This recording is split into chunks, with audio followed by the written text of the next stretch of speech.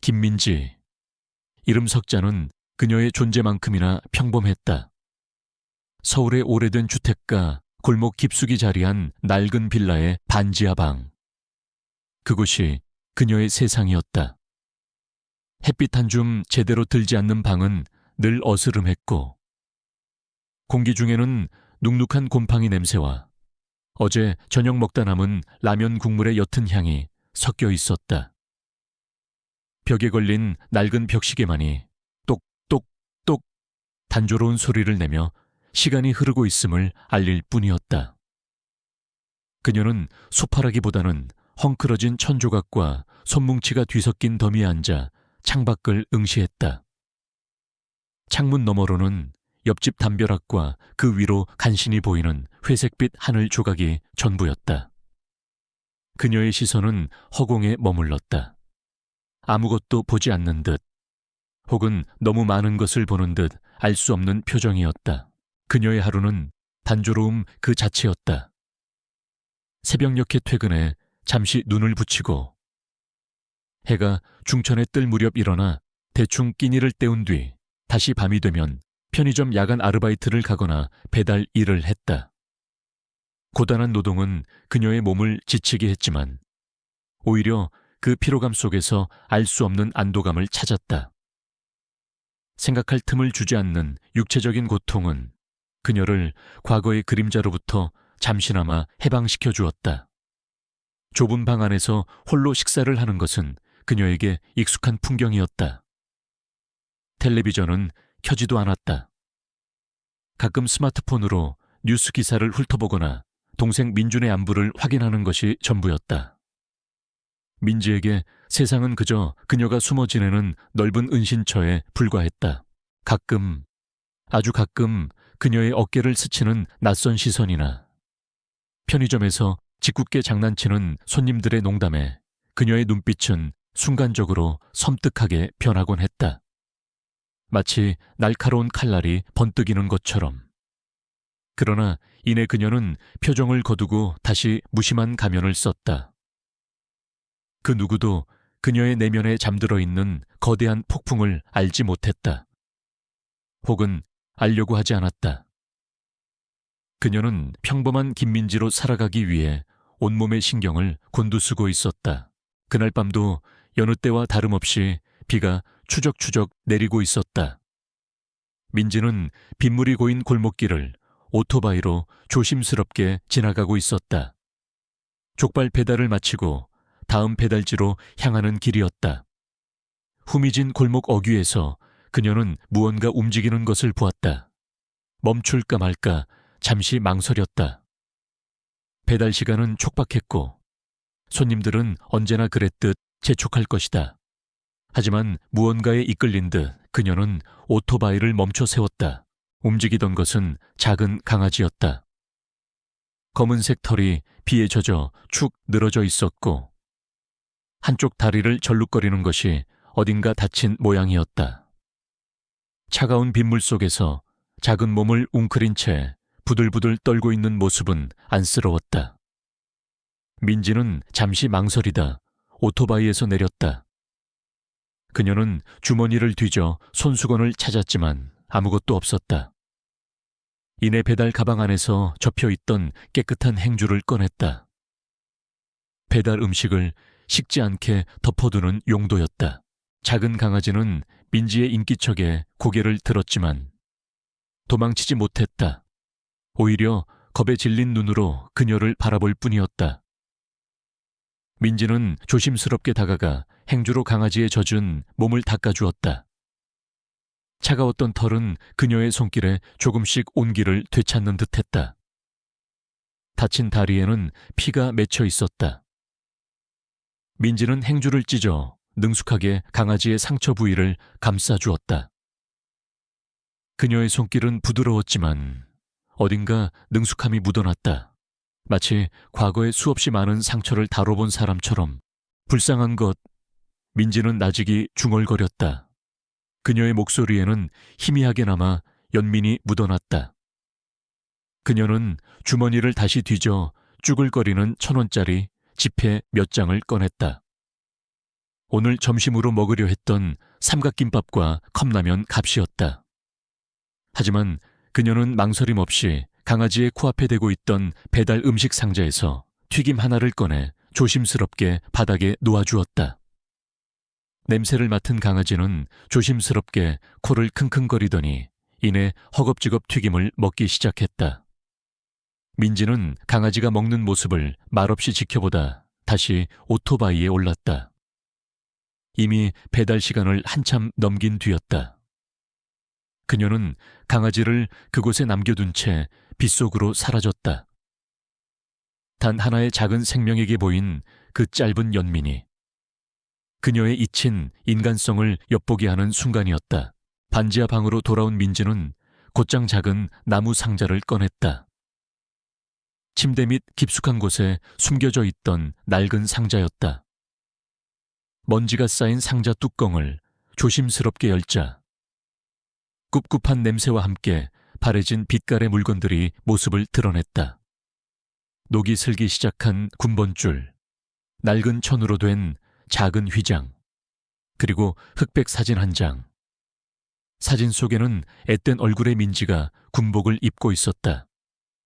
지금과는 너무나 다른 날카롭고 강렬한 눈빛, 굳게 담은 입술.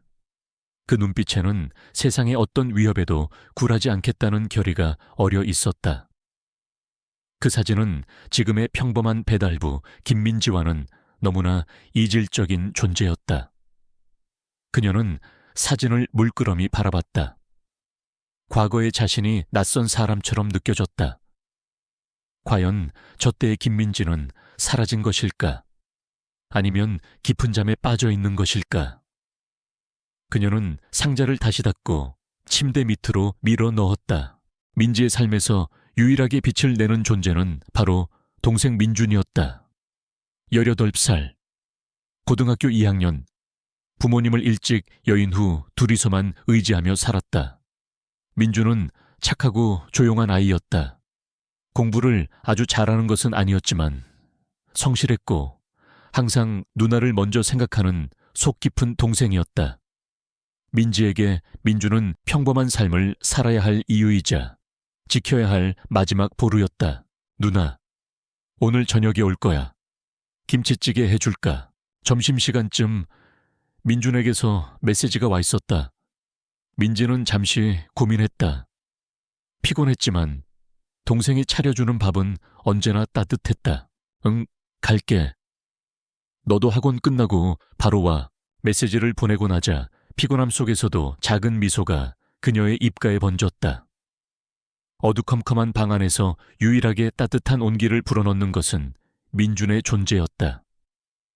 민준이 집에 있으면 그녀는 과거의 악몽에서 잠시 벗어나 평범한 누나의 삶을 살 수 있었다. 민준은 민지의 세상이었다. 작고 조용했지만 민지에게는 전부였다. 그녀는 동생을 지키기 위해 무엇이든 할 준비가 되어 있었다. 아직은 그 무엇이 어떤 형태를 띠게 될지 알지 못했지만 그저 막연한 불안감만이 그녀의 가슴 한편에 자리 잡고 있었다. 어둠 속에서 조용히 잠들어 있는 사자처럼 그녀는 알지 못했다. 그 작은 빛이 얼마나 큰 그림자를 몰고 올지, 그리고 그 그림자가 마침내 그녀 안에 사자를 깨우게 될지. 어느 날 오후 민지는 익숙한 편의점 유니폼을 입고 도시락을 진열하고 있었다. 찌그러진 박스를 정리하며 김이 서린 유리창 너머로 멍하니 거리를 내다보던 참이었다. 그때 귓기에 울리는 휴대폰 벨소리가 정적을 깼다. 액정에는 민준이 담임 선생님이라는 글자가 선명하게 박혀 있었다. 순간 민지의 심장이 철렁했다. 보통 때라면 메시지로 연락할 선생님이 굳이 전화를 걸었다는 건 뭔가 좋지 않은 일이 생겼다는 직감이었다. 그녀의 손이 얼어붙은 듯 굳었다. 여보세요. 민지는 애써 침착하게 전화를 받았다. 수화기 너머에서는 다급하면서도 죄스러운 목소리가 흘러나왔다. 김민지 학생 보호자 되시죠? 죄송합니다. 민준이가 지금 병원에 있습니다. 민지의 머릿속이 새하얗게 변했다. 손에 들고 있던 도시락이 툭 하고 바닥에 떨어졌다. 병원이라니요. 무슨 일인데요? 그녀의 목소리는 이미 떨리고 있었다. 선생님은 우물쭈물하며 말을 이었다. 학교에서 좀 다쳤습니다. 지금 당장 와주셔야겠습니다. 더 이상 자세한 설명은 없었다. 그저 빨리 오라는 다급한 말뿐이었다. 민지는 편의점 점장에게 사정하고 뛰쳐나왔다. 오토바이 시동을 거는 손이 미친 듯이 떨렸다. 평소 같으면 능숙하게 차선을 바꿔가며 내달렸을 그녀였지만 그 순간만큼은 온몸의 감각이 마비된 듯했다. 가슴속에서 불안감이 거대한 파도처럼 밀려왔다. 민준에게 무슨 일이 생긴 걸까? 심장이 목구멍까지 치솟는 듯한 기분이었다. 병원 응급실에 도착했을 때 민지는 차가운 복도에 주저앉아 있는 담임 선생님과 몇몇 학생을 발견했다. 하지만 그녀의 시선은 오직 하나에 고정되었다.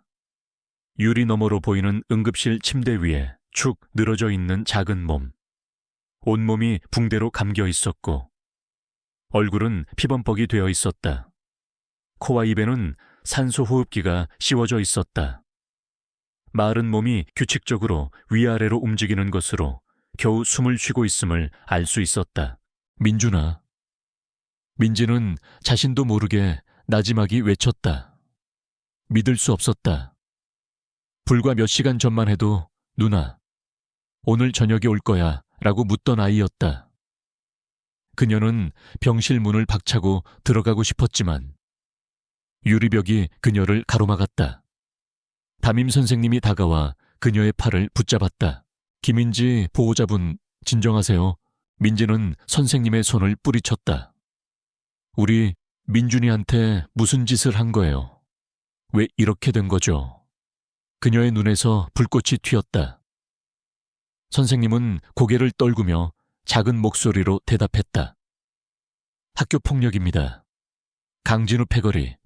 그 아이들이 민준이를 불러내 무자비하게 폭행했습니다. 강진우. 그 이름 석자가 민지의 뇌리에 깊이 박혔다.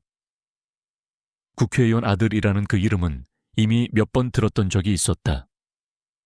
학교에서 문제를 일으켜도 늘 흐지부지 넘어간다는. 감히 아무도 건드릴 수 없는 존재. 민지는 주먹을 꽉 쥐었다. 부모님을 잃은 후 오직 이 아이만을 위해 살아왔다. 작은 체구로 험한 세상에서 버텨내며 민준을 지켜왔다. 그런데 이제 저렇게 무참히 짓밟힌 채 병원 침대에 누워있다니.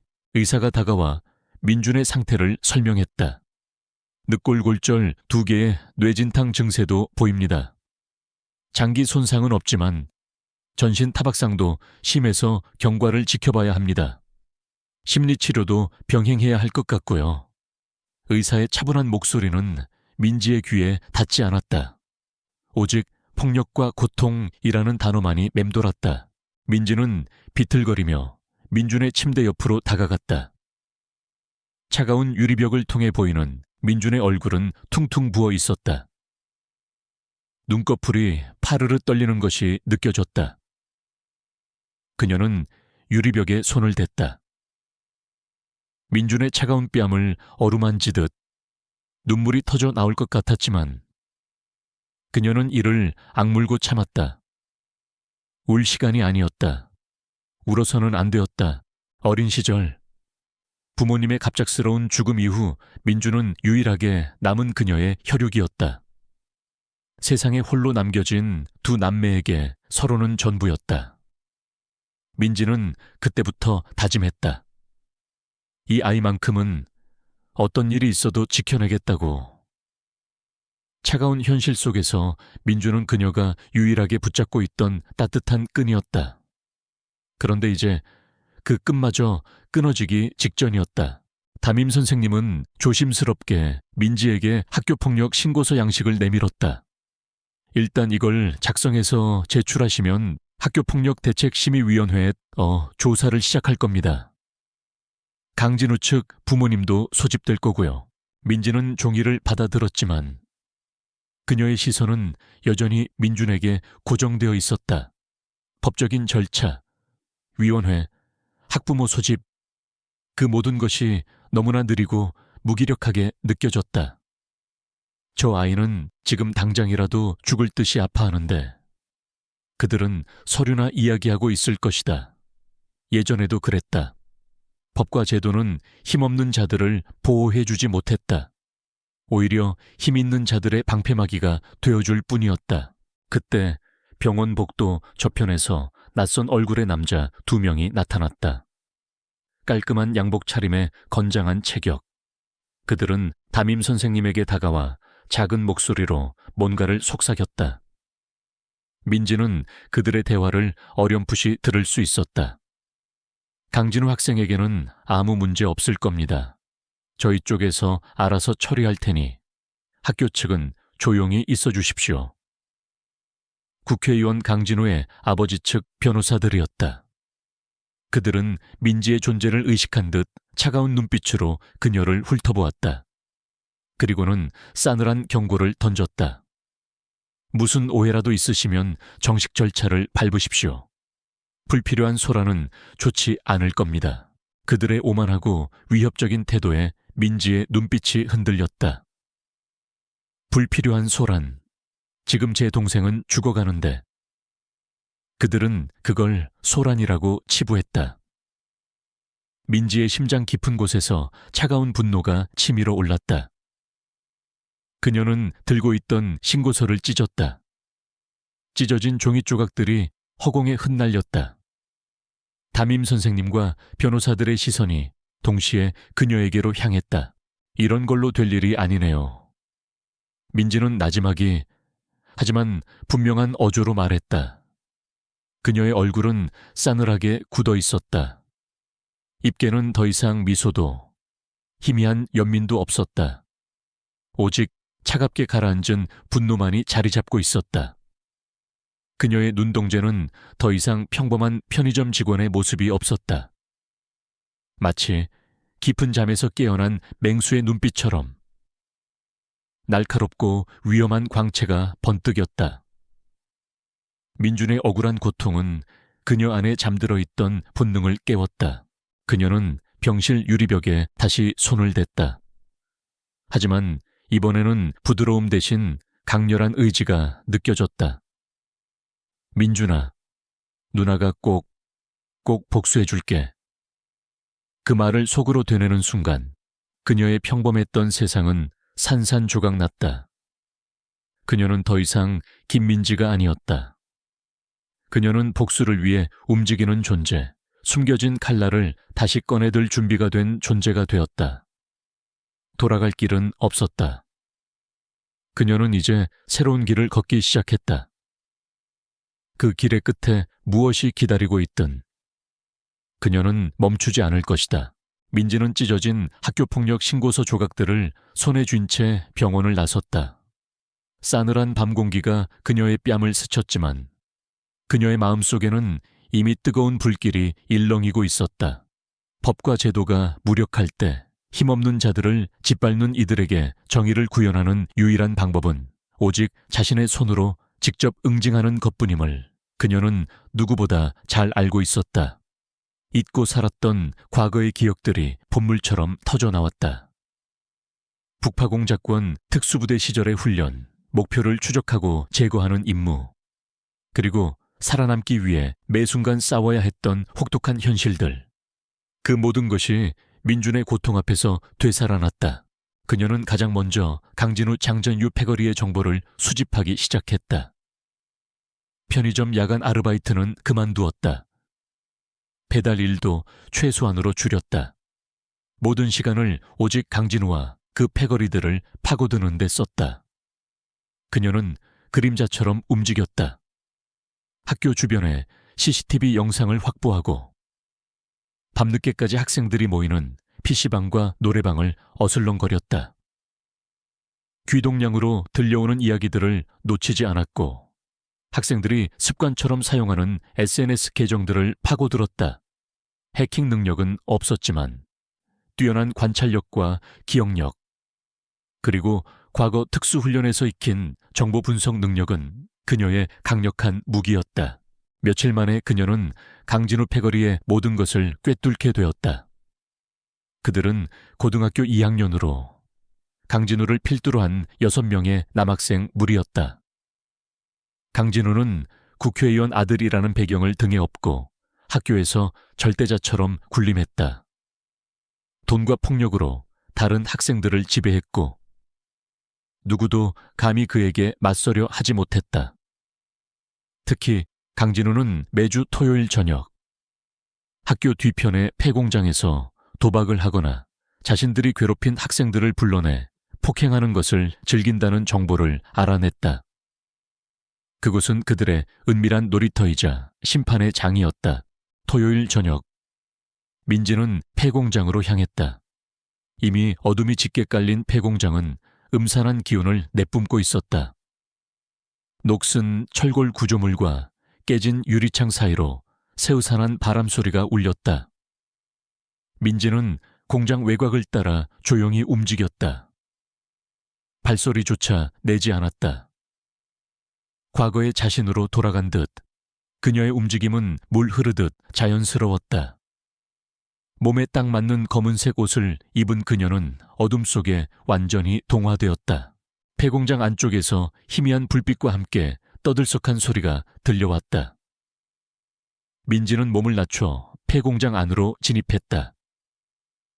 탁한 공기 속에는 담배 연기와 알코올 냄새가 뒤섞여 있었다. 낡은 테이블 주위로 강진우와 그의 패거리들이 모여 앉아 카드 게임을 하고 있었다. 욕설과 고성이 오갔고 이따금씩 비릿한 웃음소리가 공장 안을 채웠다.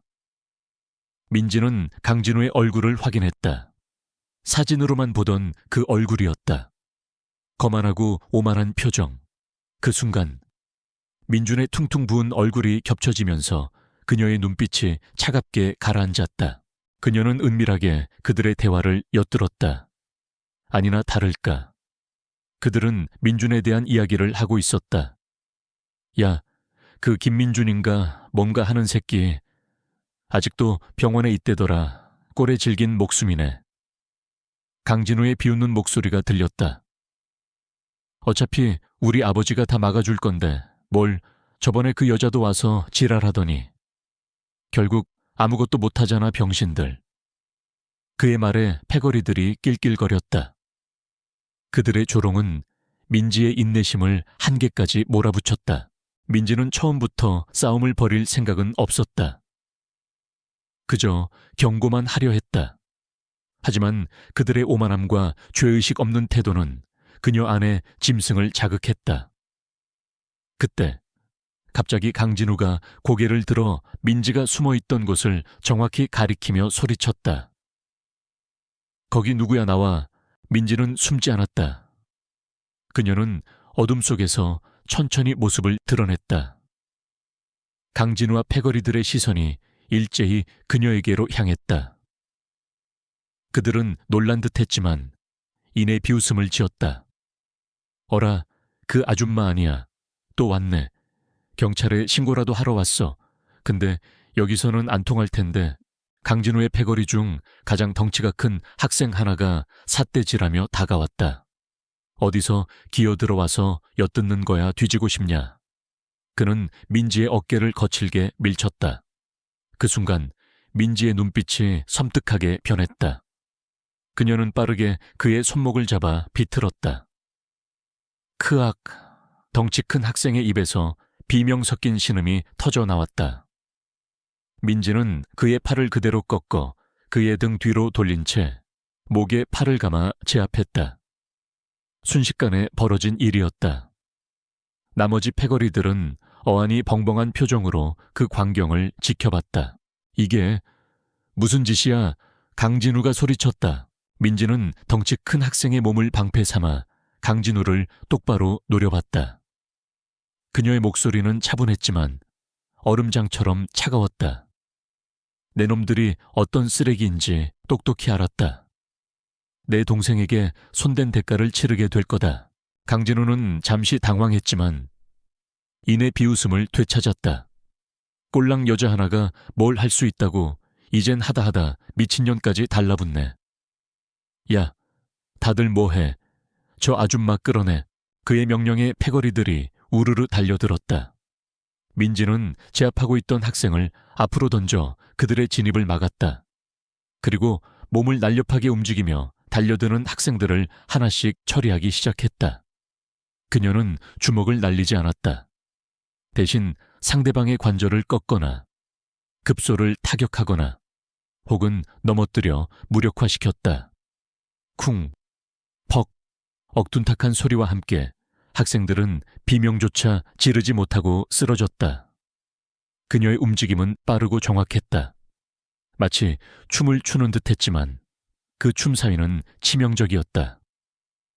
고작 몇 초 만에 5명의 학생이 바닥에 나뒹굴었다. 아무도 심각한 부상을 입지는 않았지만 극도의 공포에 질려 숨조차 제대로 쉬지 못했다. 강진우는 이 광경을 믿을 수 없다는 듯 입을 벌렸다. 평소 같으면 싸움을 말리기는커녕 오히려 즐겼을 그의 얼굴에는 경악과 함께 두려움이 서려 있었다. 그의 영역에서 그의 부하들이 속수무책으로 당하는 모습은 그의 권위에 치명타였다. 민지는 천천히 강진우에게 다가갔다. 그녀의 그림자가 강진우의 얼굴에 드리워졌다.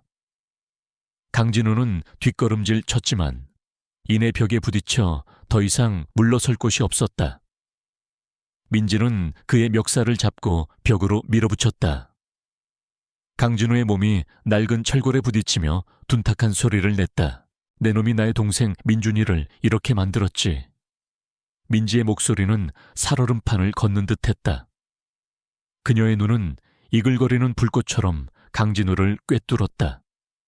내 놈의 손이 내 동생을 때린 만큼 똑같이 돌려줄 거다. 아니, 그보다 더하게.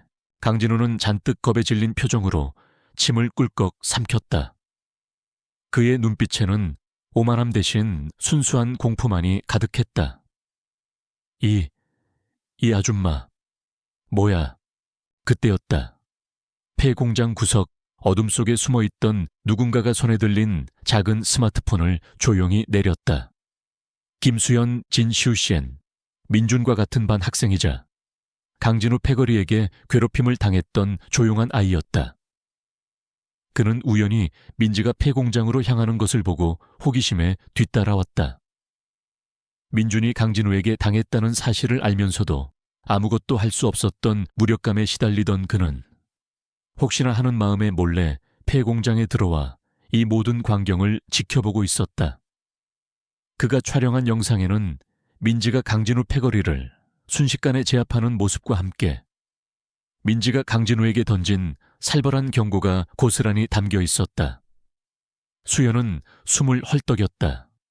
그의 손에 들린 스마트폰이 미세하게 떨렸다. 그는 민지가 평범한 사람이 아님을 직감했다. 민지는 강진우를 벽에 내팽개쳤다. 이번엔 경고다. 다음엔 목숨을 걸어야 할 거다. 그녀는 뒤돌아 폐공장을 빠져나갔다. 그녀의 등 뒤로 겁에 질린 학생들의 신음소리가 희미하게 들려왔다. 강진우는 바닥에 쓰러진 채 숨을 헐떡였다. 평생 처음 겪는 굴욕감과 함께 알 수 없는 두려움이 그를 덮쳤다. 그의 눈에는 증오가 번뜩였다. 김민지, 감히 나를 건드려 내년이 누군지, 어디 사는지 모든 걸 파헤쳐서 끝장내 버릴 거야. 그는 즉시 휴대폰을 꺼내 아버지의 비서실에 전화를 걸었다. 지금 당장 김민지라는 여자를 조사해 주세요. 제 동생 김민준의 누나입니다. 그리고 모든 인터넷 커뮤니티에 김민준과 김민지가 학교에서 문제를 일으키고 있다는 글을 퍼뜨려 주세요. 아주 나쁜 아이들로 보이게요. 강진우는 이미 계획을 세우고 있었다. 민지에게 공개적인 망신을 주고 그녀를 사회적으로 매장시키려는 속셈이었다. 그는 알지 못했다. 자신이 방금 건드린 상대가 단순한 여자가 아닌 과거의 그림자를 등에 업은 맹수라는 사실을. 그리고 그 맹수의 발톱이 이미 그의 목에 겨눠져 있음을 강진우는 폐공장에서 민지에게 당한 굴욕을 잊을 수 없었다. 그의 오만한 자존심은 산산조각 났고 분노는 끓어올라 복수심으로 불타올랐다. 그는 민지의 존재를 완전히 파괴하리라 다짐했다. 그에게는 막강한 배경이 있었다. 국회의원 아버지의 이름은 그에게 무소불위의 힘을 주었다. 아들이 모욕당했다는 소식에 강진우의 아버지 역시 자신의 이미지에 타격이 갈 것을 염려했다. 즉시 민지와 민준을 향한 비방 캠페인이 시작되었다. 익명의 글들이 온라인 커뮤니티와 소셜미디어에 급속도로 퍼져나갔다. 패륜 여학생이 친구를 때려 입원시키고 조폭 출신 언니가 협박까지, 학교 폭력 가해자와 특수부대 출신 언니의 만행, 독성적인 소문들이 사실을 왜곡하고 민지를 가해자로, 민준을 제업자 득의 피해자로 둔갑시켰다. 여론은 쉽게 흔들렸고 일부 사람들은 비방글을 믿으며 민지를 폭력배, 미친 언니라고 비난하기 시작했다. 그 사이에도 민지는 강진우를 계속 주시했다. 그녀는 그가 가만히 있지 않을 것이라는 것을 알았다. 임박한 위협을 감지했다. 그녀의 휴대폰에는 끊임없이 스팸 메시지와 괴롭힘 전화가 쏟아졌다. 심지어 한 번은 익명의 메시지로 그녀의 반지하 아파트가 몰래 찍힌 사진이 전송되기도 했다. 그것은 경고였다. 민준의 반 친구이자 해킹 천재인 김수현이 민지에게 연락을 해왔다. 그는 민지에게 강진우 패거리의 채팅 내용을 담은 몇몇 파일들을 몰래 전송해 그들의 음모를 폭로했다. 누나, 강진우가 누나를 함정에 빠뜨리려 하고 있어요. 공공장소에서 누나가 폭력적인 행동을 하도록 유도해서 모두에게 누나를 폭력배로 보이게 할 거래요. 수연은 강진우가 자신의 부하들에게 보낸 메시지, 스크린샷도 함께 보냈다. 그 아줌마가 제멋대로 날뛰는 모습을 대중 앞에서 보여줘. 사람들이 많이 볼수록 좋아. 난 그 여자가 이 도시에서 사라지기를 원해. 민지는 눈살을 찌푸렸다. 그녀는 강진우의 의도를 이해했다. 그는 그녀를 망신주고 사회적으로 매장시키려 했다. 그는 단순히 복수하는 것을 넘어 그녀의 이미지를 파괴하고 아무도 그녀를 믿지 못하게 만들고 싶어 했다. 이것은 단순한 1대1 대결이 아니라 대중의 지지를 얻기 위한 심리전이었다. 그리고 마침내 학교 커뮤니티 게시판을 통해 강진우가 익명으로 민지에게 공개적인 도전을 던졌다. 김민지 씨가 영웅이라고 자처한다면 증명해보세요. 이번 주 일요일 낮 12시 명동 쇼핑센터로 나와 우리 문제를 해결하죠. 아니면 평생 뒤에서나 치사하게 공격하는 겁쟁이로 살든가. 그는 상징적인 장소인 명동 쇼핑센터를 선택했다. 서울에서 가장 붐비고 번화한 곳 중 하나였다. 그곳은 그가 민지를 함정에 빠뜨리고 수천 명의 눈앞에서 그녀를 범죄자로 만들고자 선택한 결투장이었다. 민지는 이것이 함정이라는 것을 알았다. 그는 그녀가 공공장소에서 폭력을 사용하도록 유도하여 모든 것을 녹화하고 그것을 그녀를 고발하는 증거로 사용하려 했다. 그녀는 또한 그곳에 나타나지 않으면 그녀와 민준의 명예가 영원히 짓밟힐 것이라는 것을 알고 있었다. 그녀는 맞서야 했다. 더 이상 물러설 곳이 없었다. 일요일 낮 12시 명동 쇼핑센터는 사람들로 북적였다. 상점들의 나긋한 음악소리, 사람들의 말소리, 웃음소리가 어우러져 활기찬 분위기를 자아냈다. 하지만 민지에게는 그 분위기마저 팽팽한 긴장감으로 다가왔다. 그녀는 광장 한가운데 서서 얼굴을 거의 가린 검은색 재킷과 야구 모자를 쓰고 있었다. 그럼에도 불구하고 그녀의 날카로운 시선은 끊임없이 군중을 훑으며 강진우와 그의 패거리들을 찾았다. 수연은 그녀와 계속 연락을 주고받았다. 누나, 조심해요. 걔가 주변에 카메라 많이 설치해놨고 기자들도 와 있어요. 사복경찰도 있는 것 같아요. 수연의 다급한 메시지 소리가 그녀의 작은 블루투스 이어폰에서 계속 울렸다. 그는 그녀에게 다가올 위험에 대해 필사적으로 경고하려 했다. 누나, 침착해야 해요. 걔가 도발해도 넘어가지 마요. 강진우가 나타났다. 그는 혼자가 아니었다. 그는 20명에 가까운 깡패들을 데리고 왔다. 모두 학생이거나 그보다 약간 나이 많은 또래들이었다. 문신을 하고 화려하게 염색한 머리카락을 가진 그들은 일렬로 서서 길을 막아섰고 군중은 겁에 질려 흩어졌다. 강진우는 중앙으로 걸어 나오며 비웃는 듯한 미소를 지었다. 오, 드디어 오셨네. 영웅 언니, 도망갈 줄 알았는데. 그는 일부러 크게 말하며 주변 사람들의 시선을 끌었다.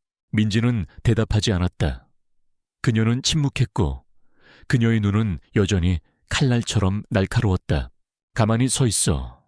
아니면 이제 숨어서 때릴 곳이 없으니까 겁이 났어. 강진우는 계속 도발했다. 네가 우리 동생을 병원에 입원시킨 걸 알아. 그 겁쟁이가 날 온라인에서 험담했다고 내가 너에게 본때를 보여줄 거야. 군중은 웅성거리기 시작했다. 몇몇은 휴대폰을 꺼내 동영상을 촬영했다. 강진우는 성공적으로 시선을 끌었다. 그는 부하들에게 신호를 보냈다. 그들은 민지를 애워싸며 폐쇄된 원을 만들었다. 압력이 가중되었다. 민지는 군중 속에서 완전히 고립되었다. 아무도 감히 개입하지 못했다. 모든 시선이 그녀에게로 향했다. 그녀는 공기 중의 긴장감, 주변 사람들의 두려움을 느낄 수 있었다. 강진우는 민지에게 몇 걸음 안으로 다가섰다. 이렇게 겁쟁이가 영웅이라니. 그는 갑자기 민지의 얼굴에 찬물을 뿌렸다.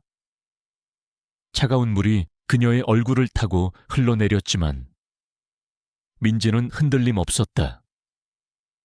그녀는 물방울을 닦아내며 더욱 확고한 눈빛을 보였다. 이제 어쩔 건데 여기서 날 때릴 거야. 감히 할 수 있어. 아니면 악마 같은 내 진짜 얼굴이 사람들에게 드러날까 봐 겁나. 강진우는 비웃으며 말했다.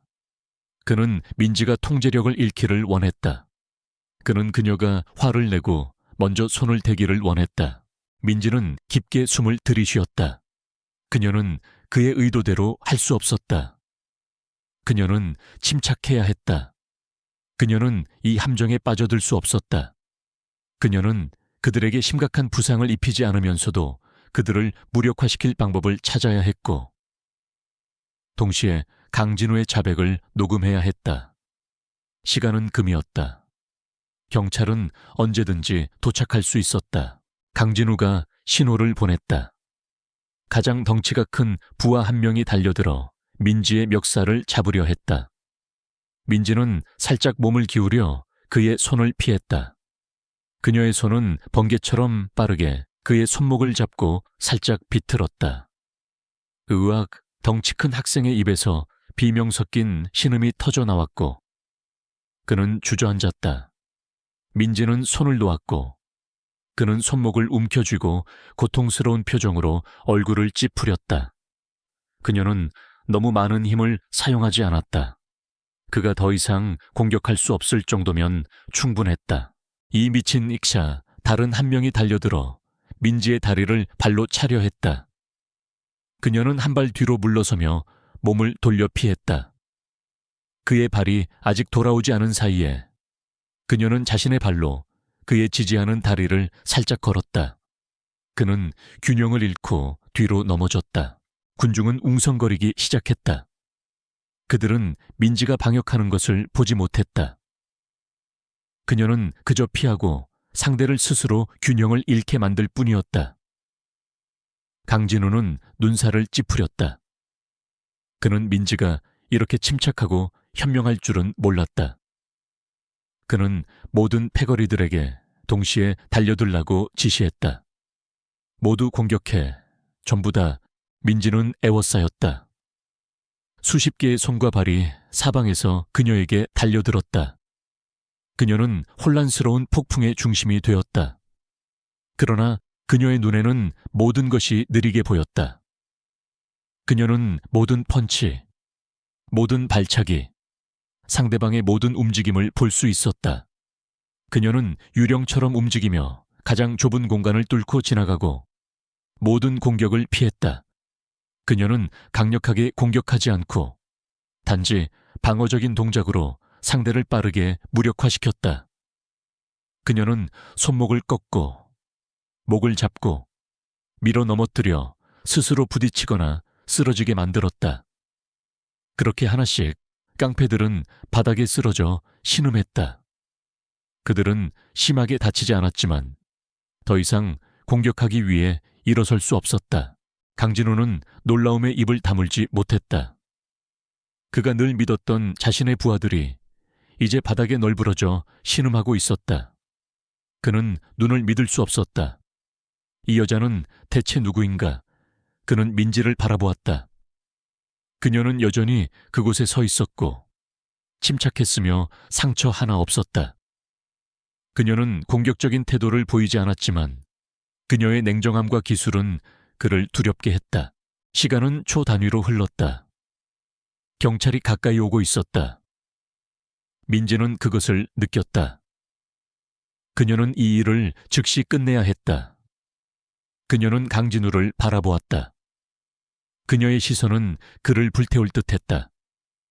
그는 여전히 그곳에 서 있었고 마지막 목표물이었다. 그녀는 그가 자신의 죄를 공개적으로 인정하지 않을 것이라는 것을 알고 있었다. 그녀는 결정적인 한 방이 필요했다. 폭력 없이 그의 진짜 얼굴을 모든 사람에게 드러낼 수 있는 무언가. 강진우는 바닥에 나뒹구는 부하들을 믿을 수 없다는 듯이 멍하니 바라봤다. 그의 오만한 자존심은 완전히 무너졌고 잠시 두려움이 그를 지배했지만 이내 분노가 더욱 강렬하게 치솟았다. 그는 이 모욕을 받아들일 수 없었다. 특히 수많은 시선이 자신에게 쏠려 있다는 사실을 알았을 때 더욱 그랬다. 이 미친년이. 강진우는 분노와 공포가 뒤섞인 목소리로 날카롭게 소리쳤다. 그는 갑자기 재킷 주머니에서 칼을 꺼냈다. 번뜩이는 칼날은 쇼핑센터 천장에 불빛을 반사하며 섬뜩하게 빛났다. 주변 군중은 동시에 경악하며 비명을 질렀고 민지와 강진우 주변으로 넓은 공간을 만들며 뒷걸음질 쳤다. 꺼져 날 건드리지 마. 강진우는 칼을 마구 휘두르며 민지와의 거리를 벌리려 했다. 그는 이미 이성을 잃었고 자신에게 굴욕을 안긴 여자를 해치고 싶다는 생각밖에 없었다. 민지는 멈칫했다. 그녀의 눈빛에 경계심이 스쳤다. 진짜 칼은 아마추어의 주먹과는 차원이 다른 위협이었다. 그녀는 한 발 뒤로 물러서며 몸을 긴장시켰고 즉시 대응할 준비를 했다. 강진우는 기세를 잡고 달려들며 칼을 민지에게 휘둘렀다. 그는 기술이 없었고 단지 통제력을 잃은 자의 무모함과 힘에 의지할 뿐이었다. 민지는 날카로운 칼날을 피해 몸을 움직였지만 강진우는 끈질기게 추격했다. 그는 미친 듯이 칼을 휘둘렀고 민지는 계속해서 물러설 수밖에 없었다. 주변 군중은 야유를 보내기 시작했고 어떤 이들은 경찰을 불렀으며 어떤 이들은 두려움에 떨며 지켜볼 뿐이었다. 이 순간 민지는 그 어느 때보다 고독함을 느꼈다. 그녀는 사람들로 북적이는 쇼핑센터 한가운데 서 있었지만 아무도 그녀를 도울 수 없었다. 그녀는 모든 것을 혼자 감당해야 했다. 칼날이 그녀의 팔을 스치며 옷소매를 찢었다. 다행히 살에는 닿지 않았다. 식은땀이 등줄기를 타고 흘러내렸다. 민지는 계속 피하기만 할 수는 없다는 것을 알았다. 그녀는 행동해야 했지만 폭력 혐의를 뒤집어 쓰지 않도록 아주 능숙하게 움직여야 했다. 죽음의 칼날과 마주한 순간 민준이 병원 침대에 누워있던 모습이 민지의 머릿속에 선명하게 떠올랐다. 멍든 얼굴, 붕대로 감긴 몸, 희미한 숨소리. 그리고 그 순간 그녀의 귓가에 민준이 병원에 입원하기 전 말했던 어리고 순진한 목소리가 울려 퍼졌다. 누나, 나 열심히 공부해서 누나 고생 안 시킬게. 그 순진한 말은, 모든 사랑과 희생을 담고 있는 그 말은 민지의 가슴 속에 불꽃을 지폈다. 안 돼. 쓰러질 수 없어. 민준이에게 더 이상 고통을 줄 수는 없어. 그녀는 굳건히 버텨야 했다. 민지의 눈빛이 변했다. 경계심에서 비롯된 눈빛은 그 어느 때보다 단호하고 차가워졌다. 그녀는 더 이상 완전히 피하지 않았다. 그녀는 강진우의 칼날을 놀라운 정확도로 피하며 적극적으로 움직이기 시작했다. 그녀는 기회를 기다렸다. 상대방의 가장 작은 허점까지도 강진우는 칼을 무작위로 휘둘렀다. 그는 이미 지쳐 있었고 허점들을 드러내기 시작했다. 그가 치명적인 일격을 가하기 위해 칼을 높이 들어 올린 바로 그때 민지는 예상치 못한 방역을 가했다. 그녀는 몸을 옆으로 기울이며 오른손으로 강진우의 칼을 든 손목을 쇠집게처럼 단단히 붙잡았다. 동시에 그녀는 온몸의 힘을 이용해 그를 한 바퀴 돌려 바닥에 세게 내리눌렀다. 아, 강진우는 고통에 찬 비명을 질렀고 칼은 그의 손에서 미끄러져 반짝이는 바닥 위를 몇 미터 미끄러져 멈췄다. 그는 얼굴을 바닥에 박고 엎드려 있었고 그의 손목은 민지에게 등 뒤로 단단히 제압당했다. 그녀는 그의 등 위에 무릎을 꿇고 그를 세게 눌러 움직일 수 없게 만들었다. 이 자세는 강진우가 완전히 제압당했음을 명확히 보여주었고 민지가 그를 공격하는 것이 아님을 시사했다. 군중은 얼어붙었다. 아무도 눈앞의 광경을 믿을 수 없었다. 작고 연약해 보이는 여성이 맨손으로 칼을 든 남자를 제압하고 순식간에 그를 무력화시켰다. 민지는 몸을 숙여 강진우의 귓가에 속삭였다. 그녀의 목소리는 등골이 오싹할 정도로 차가웠다. 네가 누군지 알아. 강진우, 네가 얼마나 많은 죄를 저질렀고 얼마나 많은 사람들을 해쳤는지 이제 네가 대가를 치를 차례야. 강진우는 겁에 질려 떨면서 발버둥 쳤지만 소용없었다. 놓아줘. 당장 놓아줘. 네가 감히 날 어떻게 한다고. 우리 아버지가, 네 아버지가 누군지는 중요하지 않아. 민지는 그의 말을 끊으며 군중의 끔찍한 침묵 속에서 또렷하게 울려 퍼지는 목소리로 말했다. 중요한 건 네가 뭘 했냐는 거야. 네가 민준이를 때려 병원에 입원시켰잖아. 네가 그 아이의 삶을 망쳤잖아. 후회하지 않아. 그녀는 더욱 힘주어 그를 눌렀고 강진우는 신음했다. 그때 수연은 구석에서 몰래 휴대폰의 비밀 녹화 기능을 활성화했다. 그는 이것이 강진우의 자백을 녹화할 마지막 기회라는 것을 알고 있었다. 그의 휴대폰 카메라는 모든 장면을 녹화하기 시작했다. 난 아무 잘못도 안 했어. 김민준 그 자식이 스스로. 강진우는 더듬거렸다. 스스로 뭘 민지가 더욱 강하게 그를 눌렀다. 부인할 거야. 네가 얼마나 많은 사람들을 괴롭히고 얼마나 많은 아이들의 돈을 빼앗았어. 감히 말해봐. 그래, 내가 다 했어. 그래서 뭐 걔네들은 약해 빠진 놈들이야. 그렇게 당해도 싸 김민준 그 자식도 마찬가지야. 내가 평생 잊지 못할 교훈을 가르쳐줬다고. 강진우는 당황하고 분노한 나머지 더 이상 말을 통제할 수 없었다. 그는 소리쳤고 자신의 모든 괴롭힘과 학대 행위를 자백했다. 그의 입에서 나오는 모든 말은 비록 깡패의 말이었지만 부인할 수 없는 증거가 되었다.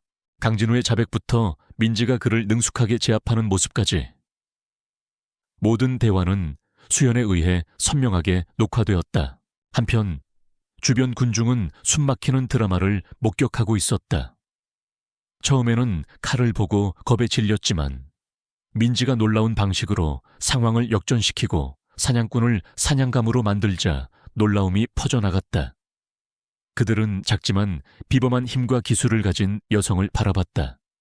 그리고 강진우, 그 오만한 재벌 2세가 자신의 죄를 자백하자 놀라움은 분노와 역겨움으로 바뀌었다. 저런 개자식, 한 남자가 소리쳤다. 잡아라. 다른 여자는 떨면서 말했다. 웅성거리던 소리는 강진우에 대한 야유와 항의로 바뀌었다.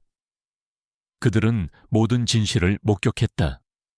민지와 민준에 대한 모든 비방은 사라졌다. 대신 민지에 대한 존경과 지지가 폭발했다. 맞아, 경찰 불러. 학폭 가해자는 처벌받아야 마땅해. 그녀가 영웅이야. 민지를 응원하는 환호성이 쇼핑센터 전체에 울려 퍼졌다. 이제 모든 시선은 존경과 감탄으로 그녀에게로 향했다. 그것은 민지 개인의 승리뿐만 아니라 사회적인 인정이었고 그녀 자신과 민준의 명예회복이었다. 그녀는 동생을 위한 정의를 되찾았을 뿐만 아니라 모든 사람 앞에서 악당의 진짜 얼굴을 폭로했다. 민지는 일어서서 바닥에서 신음하는 강진우를 놓아주었다. 그녀는 군중을 돌아보았다. 그녀의 얼굴에는 여전히 침착함이 서려 있었지만 그녀의 눈빛에는 자부심이 가득했다. 그녀는 해냈다. 그녀는 동생을 보호하고 정의를 실현했다. 직후 경찰차에 사이렌 소리가 울려 퍼졌다. 이미 호출되었던 경찰들이 현장에 들이닥쳤다. 그들은 즉시 강진우와 그의 부하들을 체포했다. 민지는 환호하는 군중 속에서 강진우가 수갑을 차고 끌려가는 모습을 지켜봤다. 이제 정의가 실현될 것이다. 강진우가 경찰에 연행되는 모습은 그 즉시 수많은 사람들의 휴대폰 카메라에 담겨 삽시간에 인터넷을 뜨겁게 달구었다. 김수현이 촬영한 영상은 결정적인 증거가 되었다. 강진우가 자신의 죄를 시인하는 육성, 그리고 김민지가 절제된 움직임으로 그를 제압하는 모습은 모든 여론을 뒤집어 놓았다. 처음에는 김민지와 김민준을 비난하던 여론은 순식간에 동정으로, 그리고 김민지를 향한 열렬한 지지로 바뀌었다. 각종 언론 매체는 국회의원 아들의 학교폭력 실태와 익명 영웅의 등장이라는 제목으로 연일 보도를 쏟아냈다. 청와대 국민청원 게시판에는 강진우의 엄벌과 학교폭력 근절을 요구하는 청원이 올라와 순식간에 수십만 명의 동의를 얻었다. 강진우의 아버지는 아들의 행동으로 인해 정치적 생명이 위태로워졌다. 그는 대국민 사과문을 발표하고 아들을 엄벌에 처하겠다고 약속했지만 이미 싸늘하게 돌아선 대중의 마음을 돌리기는 역부족이었다. 결국 강진우는 학교에서 퇴학당하고 그동안 저질렀던 수많은 학교폭력 사건들이 재조사되면서 소년법원 이상의 처벌을 받게 되었다. 그의 패거리들 역시 학교폭력위원회를 통해 엄중한 징계를 받거나 일부는 법적인 처벌을 면치 못하게 되었다. 그들의 오만함과 무자비함은 결국 자신들에게 부메랑이 되어 돌아온 것이다. 며칠 후 민주는 다행히 큰 고비는 넘겼다. 여전히 얼굴에는 상처가 아물지 않았고 갈비뼈 골절로 인해 통증을 호소했지만 의식은 완전히 돌아왔고 미약하게나마 웃을 수 있게 되었다. 민지는 민준의 병실에서 한시도 떨어지지 않았다. 창밖으로 햇살이 쏟아져 들어오는 오후 병실 문이 조심스럽게 열렸다. 문 앞에는 김민준의 담임 선생님과 교장 선생님이 서 있었다. 그들의 얼굴에는 깊은 후회와 죄책감이 역력했다. 민지 씨, 그리고 민준아. 교장 선생님은 민망한 듯 고개를 숙였다. 정말 죄송합니다. 학교에서 마땅히 보호해야 할 학생을 지켜주지 못했습니다. 강진우 군의 아버지 눈치를 보고 저희의 안위만을 생각하며 정말 못난 어른들이었습니다. 담임 선생님도 눈시울을 붉히며 말했다. 제가 조금만 더 관심을 가졌더라면 민준이가 이렇게까지 되지 않았을 텐데. 죄송합니다. 정말 죄송합니다. 그는 고개를 깊이 숙였다. 민지는 말없이 그들을 바라봤다. 분노도 원망도 남아있지 않았다. 이미 지나간 일이었다. 그녀는 그들의 사과가 진심임을 느낄 수 있었다. 다시는 이런 일이 없도록 해주세요. 앞으로는 학교가 아이들의 든든한 울타리가 되어주길 바랍니다. 민지의 목소리는 차분했지만 단호했다. 네, 반드시 그렇게 하겠습니다. 교장 선생님은 힘주어 대답했다. 그는 강진우 측에서 민지에게 막대한 합의금을 제안했지만 민지가 거부했다는 사실을 알고 있었다. 그녀는 돈이 아닌 진정한 정의를 원했다. 교장 선생님은 병원비를 전액 학교에서 부담하겠다고 약속하며 학교폭력 예방을 위한 강력한 대책을 마련하겠다고 덧붙였다. 민준이 회복 단계에 접어들자 한 단체가 민지를 찾아왔다. 희망나무재단이라는 비영리 단체였다. 학교폭력 피해 학생들을 돕고 가해 학생들을 교화하는 일을 하는 곳이었다. 재단의 이사장은 민지의 용감한 행동과 뛰어난 능력에 깊은 감명을 받았다며 그녀에게 학교폭력 예방 및 피해자 보호 특별 고문 자리를 제안했다. 김민지 씨의 경험과 능력이 저희 재단에 절실히 필요합니다. 물리적인 보호뿐만 아니라 심리적인 지지까지 아우르는 전문가가 되어주셨으면 합니다. 이건 단순한 직업이 아닙니다. 많은 아이들의 미래를 바꿀 수 있는 기회입니다.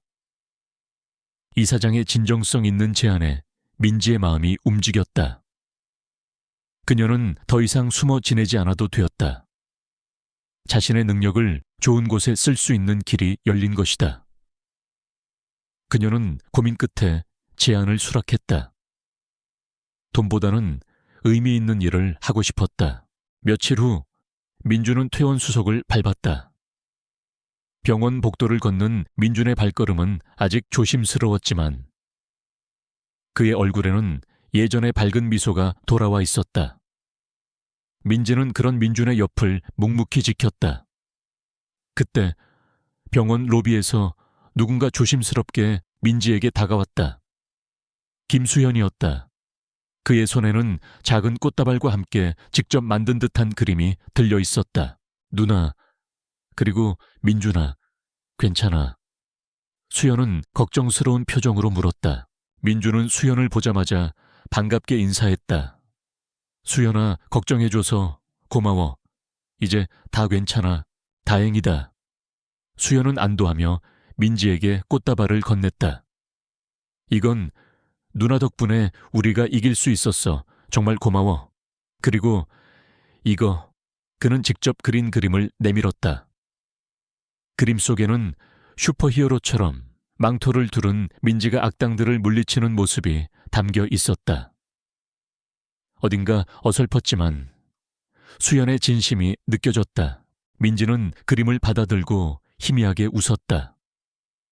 그녀의 입가에 떠오른 그 미소는 폐공장에서 강진우를 제압할 때의 섬뜩한 미소와는 전혀 달랐다. 따뜻하고 평화로웠다. 내 덕분이야. 수연아, 네가 아니었으면 이렇게까지 되지 못했을 거야. 그녀는 수연의 어깨를 가볍게 두드렸다. 그날 밤 민지는 오랜만에 민준의 방에서 함께 저녁 식사를 했다. 민준은 학교에서 있었던 일들을 제잘거렸고 미래에 대한 희망을 이야기했다. 그 모습은 예전의 민준과는 사뭇 달랐다. 한층 더 단단해지고 밝아졌다. 민지는 민준의 얼굴을 바라보았다. 그동안의 고통과 상처가 아물고 그 자리에 새로운 희망의 씨앗이 심어지는 듯했다. 누나, 괜찮아. 민준이 문득 민지를 바라보며 물었다. 민지는 고개를 끄덕였다. 응, 괜찮아. 그녀의 목소리는 진심이었다. 민준을 위해 시작했던 싸움이었지만 그 과정에서 민지 자신도 치유되었다. 과거의 그림자에 갇혀 숨어 지냈던 그녀의 삶에 새로운 의미가 부여되었다. 그녀는 더 이상 어둠 속에 홀로 갇힌 존재가 아니었다. 이제 그녀는 다른 사람들을 돕고 더 나은 세상을 만드는데 기여할 수 있는 사람이 되었다. 그녀는 어깨에 있는 희미한 흉터를 만졌다. 과거의 아픔이 남긴 흔적이었지만 이제는 더 이상 그녀를 괴롭히지 않았다. 오히려 그녀의 강인함을 증명하는 훈장처럼 느껴졌다. 민지는 창밖의 달을 바라봤다. 그녀의 삶은 이제 막 새로운 장을 열었다. 그녀는 이 싸움을 통해 비로소 진정한 자신을 찾았다. 시간은 강물처럼 흘러 3년이라는 세월이 지났다. 김민지는 더 이상 반지하 방에 갇힌 채 숨어 지내던 편의점 직원이나 배달부가 아니었다. 그녀는 희망나무 재단의 핵심 인물이자 학교 폭력 피해자들을 위한 든든한 버팀목으로 자리매김했다.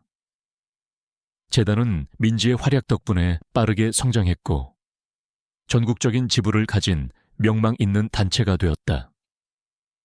민지는 자신의 과거 특수부대 경험과 냉철한 판단력을 바탕으로 위기에 처한 학생들을 보호하고 가해자들을 올바른 길로 이끄는데 큰 역할을 했다. 그녀는 이제 그림자 속의 전사가 아닌 당당히 세상 앞에 나서서 정의를 구현하는 빛의 수호자였다. 민지는 매주 강연에 나섰다. 학교폭력 예방교육, 학부모 상담, 그리고 직접 피해 학생들과 만나 그들의 이야기를 들어주고 해결책을 모색했다. 그녀의 목소리는 차분했지만 그 속에는 타협 없는 단호함과 깊은 공감이 담겨 있었다. 그녀의 강연은 늘 학생들과 학부모들의 뜨거운 반응을 얻었다. 그녀는 단순히 폭력을 막는 것을 넘어 아이들이 스스로의 목소리를 내고 당당하게 살아갈 수 있도록 용기를 불어넣었다. 그녀의 어깨에는 여전히 흐릿한 흉터가 남아 있었지만 이제 그 흉터는 과거의 아픔이 아닌 그녀가 걸어온 용감한 여정의 흔적이자 타인을 위한 헌신의 상징이었다. 민주는 어느덧 대학교 1학년이 되었다. 그의 얼굴에는 과거의 그늘은 찾아볼 수 없었다. 오히려 밝고 건강한 에너지가 넘쳐 흘렀다. 그는 고등학교 시절에 트라우마를 딛고 일어섰을 뿐만 아니라 학교폭력 예방 캠페인에 적극적으로 참여하며 다른 학생들에게 희망을 주는 존재가 되었다. 그는 사회복지학을 전공하며 미래의 민지처럼 약자를 돕는 사람이 되고 싶다고 말했다. 그는 민지의 가장 든든한 지지자이자 자랑스러운 동생이었다. 그날은 희망나무 재단의 새로운 청소년 지원 센터 개소식이었다. 전국 각지에서 모인 재단 관계자들과 교육계 인사들, 그리고 수많은 학생들이 센터 앞을 가득 메웠다. 민지는 단상에 올라 감사의 말을 전했다. 이 센터는 단순히 건물이 아닙니다. 고통받는 아이들이 기댈 수 있는 희망의 나무가 될 것입니다. 우리는 함께 이 나무를 키워나갈 것입니다. 그녀의 연설이 끝나자 우레와 같은 박수갈채가 터져 나왔다. 특히 뜻깊었던 것은 이 센터의 설립에 결정적인 기여를 한 사람이 바로 김수연이라는 사실이었다. 수연은 이제 촉망받는 소프트웨어 엔지니어로 성장해 있었다. 그는 학교폭력 신고 및 피해자 지원을 위한 혁신적인 모바일 애플리케이션인 세이프 스쿨, 세이프 스쿨을 개발했다. 이 앱은 익명 신고 기능을 강화하고 AI 기반으로 위험 상황을 감지하며 심리 상담 및 법률 지원까지 연계해주는 시스템을 갖추고 있었다. 수연은 이 앱의 특허 수익금 대부분을 희망나무 재단에 기부하며 센터 건립에 힘을 보탰다. 민지는 개소식 후 진행된 기자회견에서 수연을 특별히 소개했다. 이 젊은 친구는 어둠 속에서 빛을 찾아낸 진정한 영웅입니다. 그가 만든 이 앱은 앞으로 수많은 아이들을 지켜줄 것입니다. 수연은 다소 쑥스러워하면서도 뿌듯한 미소를 지었다. 민지와 수연은 단순한 협력 관계를 넘어 서로에게 깊은 신뢰와 유대감을 느끼는 동지가 되어 있었다. 기자회견이 끝난 후 민지는 센터 복도를 걸었다. 깨끗하고 밝은 복되는 아이들의 웃음소리가 가득했다. 상담실에서는 심리상담사가 학생의 이야기를 들어주고 있었고, 작은 도서관에서는 몇몇 학생들이 책을 읽고 있었다. 과거 민지가 살았던 어둡고 눅눅한 반지하 방과는 극명하게 대비되는 풍경이었다. 그녀는 센터 한편에 마련된 작은 조형물 앞에 섰다. 나뭇가지 모양의 조형물에는 수많은 작은 나무십들이 매달려 있었는데 그 나무십들에는 힘내세요. 혼자가 아니야. 우리가 함께할게 같은 희망의 메시지들이 적혀 있었다. 모두 학교 폭력에서 벗어나 새로운 삶을 시작한 아이들이 직접 쓴 메시지였다. 민지는 그 나무십 하나하나를 손가락으로 쓸어보았다. 그녀의 눈가에 잔잔한 미소가 번졌다. 그녀는 창밖을 바라봤다. 넓은 잔디밭에는 민준과 수연, 그리고 몇몇 학생들이 함께 배드민턴을 치고 있었다. 그들의 해맑은 웃음소리가 바람을 타고 들려왔다. 민준은 밝게 웃으며 셔틀콕을 넘겼고 수연은 컴퓨터 천재답지 않게 몸을 날리며 셔틀콕을 받아냈다. 민지는 휴대폰을 꺼내 민준에게 메시지를 보냈다. 민준아, 점심 먹으러 와. 잠시 후 민준이 휴대폰을 확인하고는 활짝 웃으며 민지를 향해 손을 흔들었다. 수연도 민지에게 고개 숙여 인사했다. 그들의 밝은 모습은 민지의 마음속에 따뜻한 햇살을 가득 채웠다. 그녀는 이제 완전히 어둠의 그림자에서 벗어나 자신의 의지로 타인의 삶에 긍정적인 영향을 미치는 존재가 되었다. 그녀의 삶은 고통과 시련의 연속이었지만 결국 그녀는 그 모든 것을 이겨내고 두 번째 봄을 맞이한 것이다. 그녀는 더 이상 혼자가 아니었다. 새로운 가족, 그리고 희망을 함께 만들어갈 동료들이 그녀 곁에 있었다. 여러분, 제 이야기가 어떠셨나요? 이 이야기가 마음에 드셨거나 저처럼 어려움을 겪고 있는 누군가에게 작은 희망이 되기를 바란다면 아래에 댓글을 남겨 여러분의 생각을 공유해 주세요. 그리고 이 이야기가 더 많은 사람들에게 닿을 수 있도록 좋아요를 누르고 구독 버튼을 꾹 눌러주세요. 여러분의 작은 관심이 더 큰 이야기를 만들어내는 힘이 됩니다. 다음 이야기도 기대해 주세요. 감사합니다.